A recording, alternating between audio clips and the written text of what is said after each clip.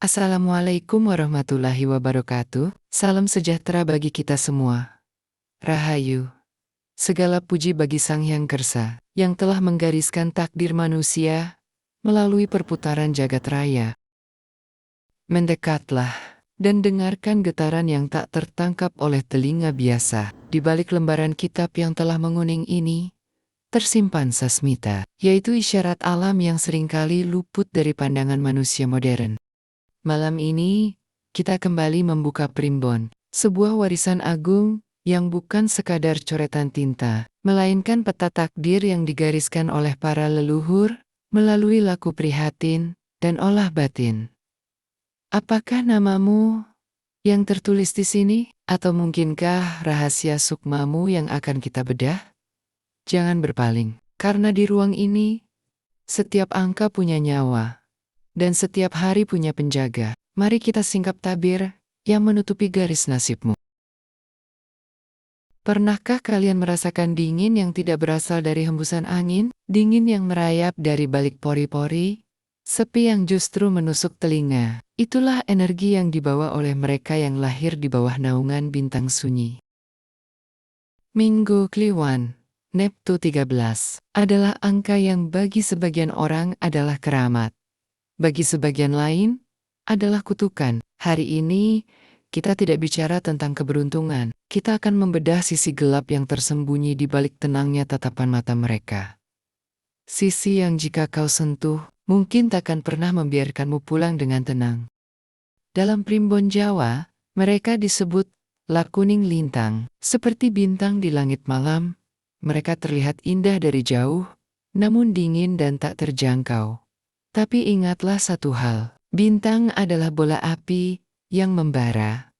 Minggu Kliwon adalah paradoks. Mereka adalah pengamat yang ulung. Saat mereka diam di pojok ruangan, mereka bukan sedang melamun. Mereka sedang membedah jiwamu, mencari celah di balik topengmu. Sisi gelap pertama adalah kesunyian yang menghakimi. Mereka tidak perlu memakimu untuk membuatmu merasa kerdil. Cukup dengan satu tatapan dingin, mereka bisa meruntuhkan harga dirimu tanpa satu patah kata pun. Hati-hatilah dalam berucap kepada mereka. Minggu Kliwon memiliki memori layaknya prasasti batu. Luka yang kau torehkan hari ini, mungkin kau lupakan esok pagi. Tapi bagi mereka, luka itu akan dirawat, disimpan dalam kotak hitam di sudut terdalam batinnya. Mereka adalah pemegang dendam yang paling elegan. Mereka tidak akan menyerangmu secara kasar. Mereka akan menunggu saat semesta berpihak pada mereka. Dan saat itu tiba, kau bahkan tidak akan sadar bahwa kehancuranmu adalah hasil dari doa-doa sunyi yang mereka panjatkan di tengah malam. Banyak yang salah paham. Dendam Minggu Kliwon bukan sekadar amarah receh. Ini adalah aku laku atau sebuah mekanisme keadilan batin. Saat kau menyakiti mereka, mereka tidak membalas dengan kata-kata. Mereka menarik diri ke dalam gua batinnya, menyepi, dan di sanalah mereka menyerahkan namamu pada semesta. Mereka memiliki kemampuan niteni atau mengingat yang sangat mengerikan. Mereka tidak mengingat apa yang kau katakan, tapi mereka mengingat getaran pengkhianatanmu. Bagi Minggu Kliwon, memaafkan itu mudah, tapi memulihkan posisi di dalam hatinya, sekali kau terhapus dari prasasti batinnya, kau hanyalah sosok tanpa wajah. Meskipun kau berdiri tepat di depan hidungnya, inilah hukuman dingin yang lebih kejam dari caci maki. Sisi merah berikutnya adalah keangkuhan yang tersembunyi. Karena mereka merasa mampu berdiri di atas kaki sendiri, Minggu Kliwon seringkali memandang rendah saran orang lain.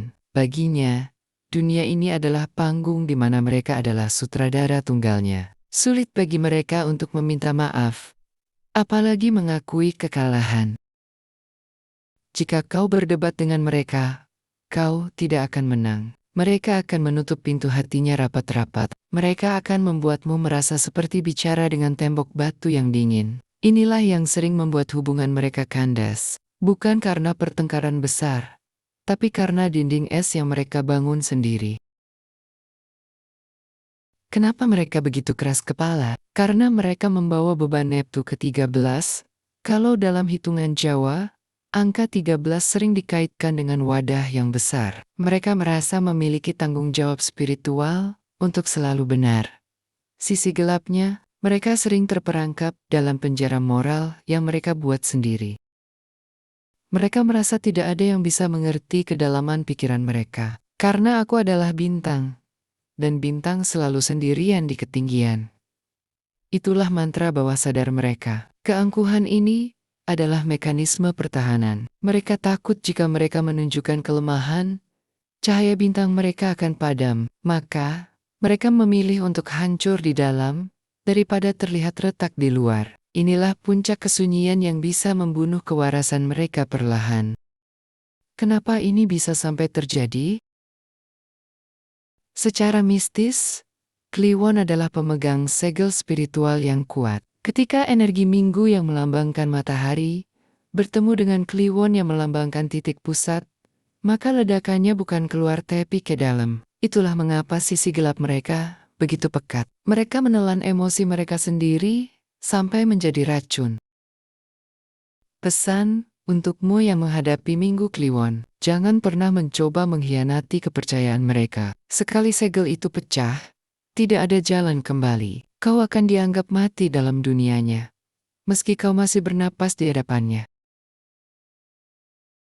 Hati-hatilah saat Minggu Kliwon mencapai titik jenuhnya. Jika energi laku kuning lintang atau laku bintang beradu dengan mantri sinar roja atau kemuliaan, dan ia dikhianati, yang lahir adalah goro-goro dalam skala personal. Doa orang Minggu Kliwon yang teraniaya bisa menembus 7 lapis langit. Mereka tidak perlu menyantetmu. Getaran batin mereka yang terluka sudah cukup untuk mengacaukan frekuensi keberuntunganmu. Inilah sisi gelap yang paling sakral. Kekuatan mereka bukan pada otot, tapi pada idu geni atau lidah api. Apa yang mereka batin seringkali menjadi kenyataan. Jika mereka mengutukmu dalam diam, saksikanlah bagaimana perlahan duniamu kehilangan warnanya. Namun, di balik kegelapan itu, ada kemuliaan bagi mereka yang mampu menjinakkan egonya. Minggu Kliwon adalah pengingat bahwa kekuatan terbesar manusia bukan pada suaranya, tapi pada kendalinya atas diri sendiri. Jadi, untukmu sang pemilik hari Minggu Kliwon, kau adalah pemegang pedang bermata dua. Jika kau biarkan dendam dan egomu memimpin, kau akan menjadi bintang yang jatuh dan menghanguskan segalanya, termasuk dirimu sendiri. Tapi jika kau mampu menundukkan binatang di dalam batinmu, kau akan menjadi kompas bagi mereka yang tersesat. Kekuatanmu bukan untuk menghakimi dunia, tapi untuk membasuh dunia dengan kebijaksanaanmu yang sunyi. Basuhlah hatimu dengan air tawakal. Matikan api dendammu sebelum ia menjadi abu yang menyesakkan napasmu sendiri. Sebab pada akhirnya, bintang yang paling indah adalah ia yang berani bersinar di malam yang paling gelap, tanpa harus membenci kegelapan itu sendiri. Apakah kau pemilik weton ini? Ataukah kau sedang terjebak dalam pesona dingin sang bintang? Ingatlah, kegelapan ada bukan untuk ditakuti, tapi untuk dipahami. Gunakan Neptu 13mu untuk menerangi, bukan untuk membakar. Karena bintang yang paling terang adalah ia yang tahu kapan harus memaafkan malam. Sekian pembahasan kali ini. Jangan lupa like, komen, dan subscribe. Saya izin pamit, sampai jumpa di pembahasan berikutnya. Rahayu. Rahayu. Wassalamualaikum warahmatullahi wabarakatuh.